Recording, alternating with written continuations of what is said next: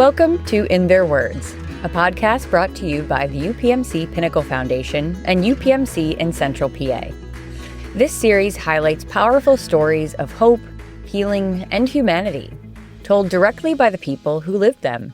Today's episode takes us behind the scenes of a life-changing kidney transplant, a story of selflessness during the height of the COVID-19 pandemic.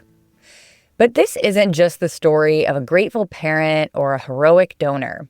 It's the story of the people who made the journey possible, Jackie Stifler and Amy Zook, two compassionate professionals from UPMC Harrisburg's transplant services team who dedicate their lives to supporting living donors through every step of the process.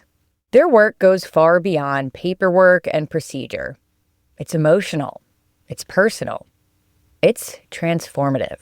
For Jackie and Amy, working in transplant isn't just a job. It's a calling. Jackie, a nurse with a background in dialysis care, found her passion in supporting living donors. She's seen the full journey, from patients tethered to dialysis machines to thriving recipients post-transplant. Amy's journey started in social work, helping families in maternity and neonatal units. But the emotional weight of those roles led her to transplant, where she now serves as the independent living donor advocate, ensuring each donor feels supported, heard, and empowered. Both women described their roles with one shared word: gratitude. Gratitude for being able to walk alongside people choosing to give a part of themselves, literally, to save another person's life. So I'm Jackie Stifler. I'm one of the living donor coordinators here with UPMC Harrisburg Transplant Services. I have been with the system now for about 6 years. I had originally done dialysis work as a nurse in their outpatient units. I've done in-center dialysis, peritoneal, home hemo. So I have experience with all of that. And then just kind of coming here from the dialysis world has been a huge blessing, to say the least. You know, these living donors are amazing people for wanting to step forward to do this out of the goodness of their heart. So to be able to work with these individuals truly has been life-changing. And then just seeing, you know, the recipients after getting a transplant and the life that they're then able to live is also amazing. And I've actually had the experience of being able to watch some of my old dialysis patients get transplanted, and now, you know, they're living and thriving and living their best life. So it's truly an honor to do what I do. I'm Amy Zook. I am the independent living donor advocate with the transplant team. I have been with the system for 22 years tomorrow. And for the first 16 years of my tenure here, I was with the maternal child health as a social worker. So I kind of slowly transitioned over to transplant until my role evolved into a full-time position, and I happily came over here. And like Jackie said, it's truly amazing for these people to come forward and want to do something good for somebody else. I always say I have the best job in the world because we talk to people who want to do something wonderful for somebody else. And there's just not a lot of that happens. So actually, when I was in middle school and high school, I did want to be a nurse. So I did kind of follow through with my path. I didn't think I would end up as a transplant nurse, but I also knew I didn't want to be a hospital bedside nurse. So my career just kind of evolved as I went. You know, I did my time bedside. I gained those skills that all nurses need. And eventually I got into the outpatient world. It just so happened to be, you know, with the kidney patients, and it stuck. I've been a nephrology nurse now for probably, I'm going to say 11 years now. And I've been a nurse for about 14 years. So majority of my nursing career has been with kidney patients. So it's all I know and it's what I love. In, middle school and high school, I wanted to be a social worker. I started my social work career with adoptions, working in Philadelphia. And then it was time to come home. So I was down there about 7 years, and I came home to be close to family. I got right into my job here as a social worker with maternity and pediatrics and the NICU. And I loved it, but it was a lot. They don't consult social work for necessarily happy things on maternity and pediatrics. So When the opportunity kind of presented itself for me to start working with transplant as the donor advocate, I was like, why not? Let's do something a little different. And like I said, the role evolved and became more demanding, and I was able to leave the maternal child health world and come over here full time. And working with Jackie and Tiffany has been great. The whole team's just wonderful, and it's just been a really good experience. The path to transplant is never linear. Jackie and Amy first met Ray Chung when he stepped forward to donate a kidney to his father-in-law, David. His optimism and energy immediately stood out. But even the brightest spirits face challenges. The transplant journey is a rigorous process, filled with countless tests, screenings, and psychological evaluations. And when you add the uncertainty of a global pandemic, rescheduled surgeries, COVID protocols, and weeks of delay, it becomes a true emotional roller coaster. Through it all, Jackie and Amy remained constant, helping doctors navigate fear, frustration, and fatigue. They are advocates, sounding boards, and on some days, family. So the donors always have to call in first. Of course, we can't solicit donors. So they have to make that initial contact. And when they do, Amy speaks with them first to review our 6-page consent form for donation. And if that doesn't scare them away, then they make their way to me and I complete a very thorough medical history form. And if that doesn't scare them away, then they start the process of going through the donor workup, which is very vigorous process. It's not easy for someone to give away an organ, as I always say. But I would say from my very first interaction with Ray, he's a ball of sunshine. He's very optimistic. He's very bubbly. He always had a smile on his face. He's just easy to talk to. And you could tell he truly wanted to help his father-in-law. I'll explain this real quick. We only have donor contact. We don't have any recipient contact, especially me. I don't sit in on meetings that talk about recipients. I'm only here for living donors.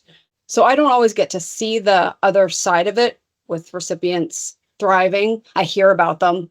We see it a little bit more, but like Amy said, yeah, we're not directly involved with the recipients. We keep things separated for the confidentiality purposes. So recipients have their own team, which just consists of like nephrologist, surgeon, social worker, financial coordinator. And then, of course, the donor has their own individual team as well. So we tried to do telehealth for a hot second, and honestly, I feel like it didn't really work for us. I don't think our process really changed too much, like with the evaluation part. Some patients, if they started during COVID, at their 2-year follow-up, I was finally able to remove my mask, and then they made the comment, "Oh, that's what you look like." Now, I can't remember the specifics because it was so long ago, but yes, they did have a couple of delays. I don't remember why they were delayed, but I do know I had to reschedule them at least 2 times, maybe 3 times. And obviously that causes some angst and anxiety and stress and everything else. And because the donors, when they start this process, they just want to keep moving and basically have the surgery and move on with their life. And when we keep hitting roadblocks, it can create some distress, I guess you could say. We always say that they're on a roller coaster. You're leading up to being evaluated and hopefully being approved, and then a surgery date scheduled, and then somebody tests positive for COVID and we have to reschedule things. A recipient isn't well enough to have surgery, healthy enough to have surgery, and we need to postpone things. So, and then we get back on the roller coaster going upward again. On the morning of surgery, emotions run high. There are nerves, yes, but more than that, there's purpose. Jackie is in the operating room for every donor surgery, capturing photos of the kidney for a personalized scrapbook.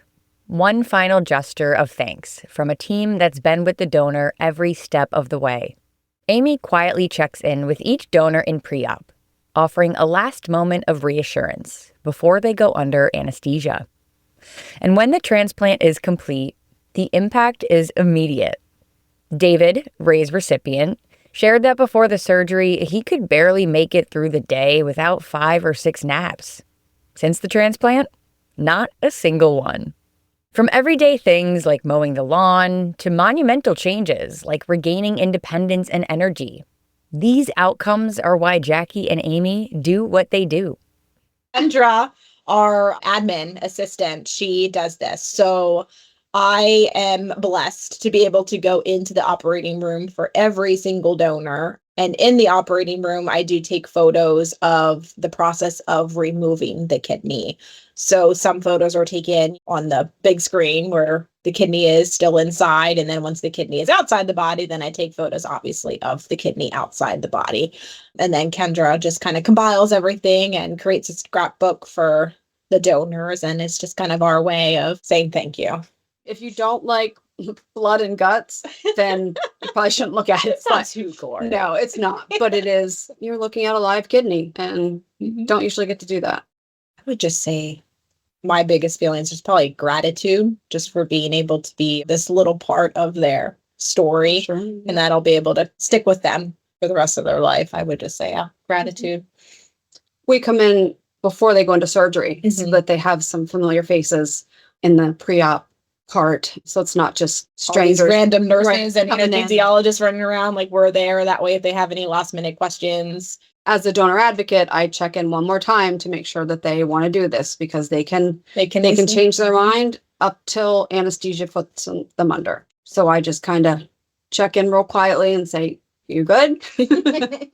But yeah, there's some nerves. But I get goosebumps every time they wheel them to the OR. And sometimes cry. And I've cried in pre-op before, especially if the donor's starting to get teary-eyed or their family is crying, we obviously join in those emotions because at this point, we've developed that rapport with them. They're like family to us. So obviously we want a good outcome, not only for them, but the recipient as well. And I've even heard recipients say, when I was in dialysis, you just take for granted for, I guess, what you can do as a healthy person. Because when one of my patients was transplanted, they did say to me, I'm so grateful I can finally go outside again and mow my grass. Who wants to mow grass, honestly? But this person was so grateful that now they have the energy to finally get back to their daily routine, which includes housework and mowing grass. So it's a blessing to be able to see that side of things and obviously work with the donors who, make half of our transplants here at Harrisburg possible. Last year was a really good year for us. What were we at? 80-ish last year. And like I said, half of those are because of our generous living donors. But that's the biggest thing someone can do is just to try. And if they can't donate, then we always say, be an advocate for your recipient, be a champion, spread the word, blast it on social media, throw signs out in the community, say something at church, wherever, you never know who you're going to touch with either your story or the story of, someone else needing the kidney, because you just never know whose ears are going to hear it and come forward. I know my family's proud of me for what I do here and that I look out for people and help. And I do the initial phone calls. So if somebody needs it to be at 5:00 in the evening and my schedule allows, I'll do it. I think we all try to kind of accommodate as much we can, but I don't go home unhappy. Yeah. For most days. We have our struggles and challenges, but we're doing a great thing. It's just a blessing. I mean, I could get emotional, honestly, just thinking about it. Just the difference that we do make in these people's lives. They do all the hard work by going through surgery, but we've also been there basically holding their hand through every step, when we're available any point. Amy said about working sometimes at 5:00 at night, and really the only time I am checked completely out of work is when I'm on vacation. Other than that, I'm checking my emails in the evening, replying to people. We're pretty committed. Yes. One of our donors said that she wants my job, and she wasn't kidding. She wants my job, and I said, well, you're going to have to wait till I retire. I'm not going anywhere. Each year, dozens of transplants happen because someone like Ray Chung says yes. Because someone like Jackie or Amy is there to guide the way. Living donation doesn't just change a recipient's life. It transforms the donor too. And behind every successful transplant is a dedicated team doing the unseen work that makes all the difference. If you're listening and wondering whether you could be a living donor or support someone who needs one, Jackie and Amy have just one piece of advice. Try. You never know the impact your story, your advocacy, or your generosity might have on someone else's life. Thank you for listening to In Their Words, a podcast from the UPMC Pinnacle Foundation and UPMC in Central PA. Until next time, stay inspired and stay connected.